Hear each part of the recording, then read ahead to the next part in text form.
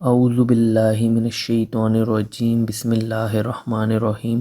السلام علیکم معزز ناظرین، آج ہم سورہ الزلزال پڑھنے کے فائدے پر بات کریں گے، کیونکہ قرآن کی یہ سورہ بہت زبردست مقام رکھتی ہے۔ حضرت سید انس رضی اللہ تعالیٰ عنہ سے روایت ہے کہ حضور صلی اللہ علیہ وآلہ وسلم نے ایک صحابی سے فرمایا، اے فلاں، کیا تم نے شادی کر لی؟ تو اس نے عرض کیا، یا رسول اللہ، خدا کی قسم نہیں کی، میرے پاس شادی کرنے کے لیے کچھ نہیں۔ فرمایا، کیا تمہیں قل ھو اللہ احد یاد نہیں؟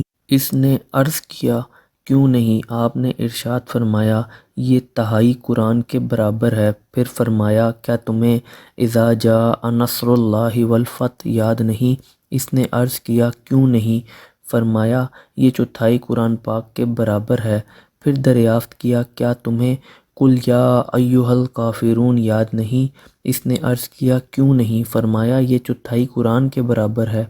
پھر فرمایا، کیا تجھے اذا زلزلت الارض یاد نہیں؟ اس نے عرض کیا، کیوں نہیں؟ فرمایا، یہ بھی چوتھائی قرآن کے برابر ہے۔ پھر 2 مرتبہ ارشاد فرمایا، شادی کر لو۔ ترمذی، کتاب فضائل القرآن۔ حضرت سیدنا عباس رضی اللہ تعالیٰ عنہ سے روایت ہے کہ حضور صلی اللہ علیہ وآلہ وسلم نے فرمایا، اذا زلزلت نصف قرآن کے برابر ہے، اور قل ھو اللہ احد تہائی قرآن کے برابر ہے، اور قل یا ایھا الکافرون چوتھائی قرآن کے برابر ہے۔ ترمذی، کتاب فضائل القرآن۔ ناظرین، یہ بات آپ کو یقیناً پتہ ہوگی کہ قرآن کی ہر سورہ کا ایک مخصوص مقصد ہے۔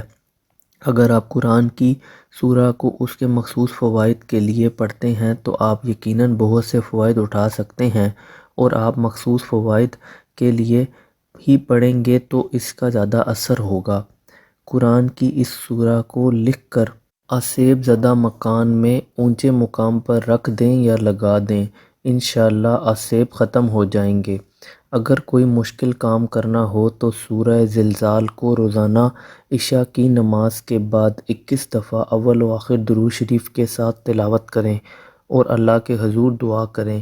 یہ عمل 7 دن تک کریں، انشاءاللہ ہر مشکل کام میں آسانی ہوگی اور رکاوٹیں دور ہوں گی۔ اگر دل میں کسی چیز کا خوف ہو تو سورہ زلزال کو روزانہ فجر کی نماز کے بعد تلاوت کرنے کا معمول بنا لیں، دل سے خوف نکل جائے گا اور تمام رکاوٹیں دور ہو جائیں گی۔